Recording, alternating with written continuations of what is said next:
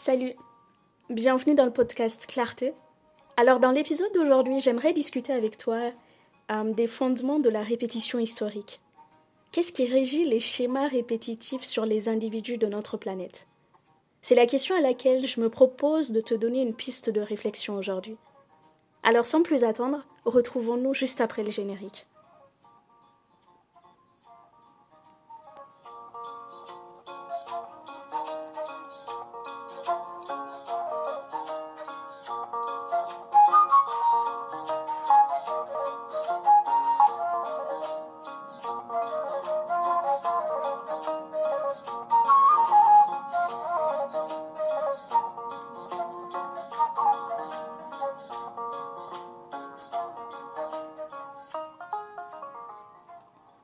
Alors, si vous êtes un observateur fin, ainsi qu'un grand lecteur, vous n'êtes pas sans savoir que les principes qui régissent le fonctionnement de l'univers, de notre galaxie et de notre planète, plus spécifiquement, sont les mêmes principes qui régissent le fonctionnement du comportement humain.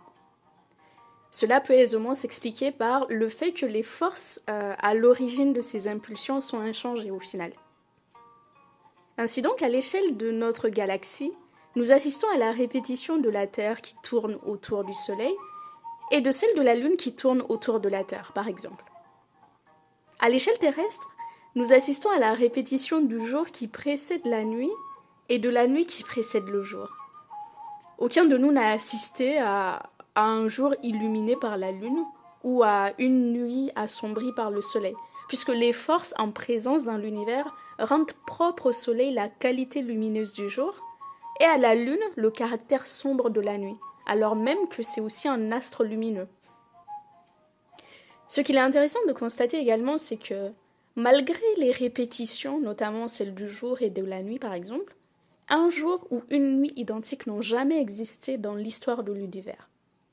Ce que je veux dire par là, c'est que la carte de l'univers à la date du 20 novembre 2022 est propre à cette date-là et ne se reproduira plus jamais, puisqu'on sait que l'univers est en constante expansion. Et cette expansion obéit également à de la répétition.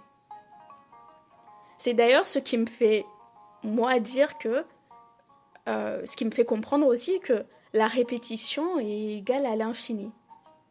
Infini en termes de réalisation, en termes de possibilités, en termes de temps et en termes de durée.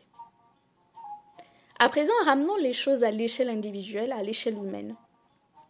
Nous avons des schémas répétitifs évidents et indispensables à notre survie, tels que le fait de faire pipi ou de déféquer.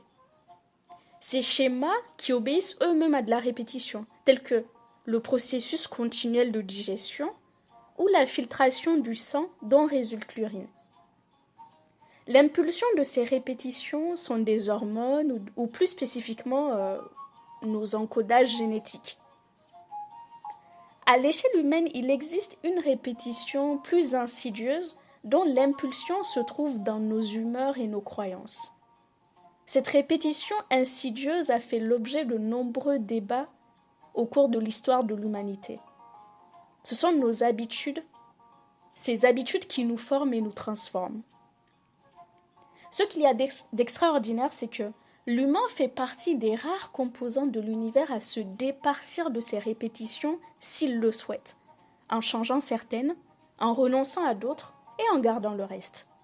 C'est d'ailleurs ce qui fait dire à certains religieux que tout ce qui constitue l'univers s'est soumis à Dieu, à l'exception de l'humain à qui le choix a été donné.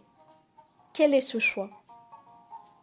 Le choix, c'est que les répétitions qui animent tous les éléments de l'univers obéissent à une harmonie qui fait que, finalement, tous ces éléments ne forment plus qu'un et sont interdépendants.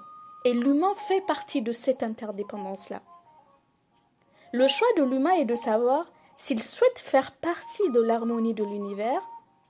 C'est ce que certains appellent la voie de la droiture ou la voie de l'harmonie. Et l'autre choix étant de savoir si l'humain va manigancer pour sa propre destruction en obéissant à des schémas répétitifs alternatifs. Alternatif signifie que ce sont des schémas répétitifs qui sont extérieurs à l'harmonie de tout ce qui existe. donc à l'harmonie de l'univers. En réalité, ce choix est un faux choix, puisqu'on demande à l'humain de choisir entre exister ou disparaître. Mes chers auditeurs, dites-moi, vous, dans votre vie, ce qui a été votre choix. Quant à moi, je vous dis à bientôt pour un nouveau podcast.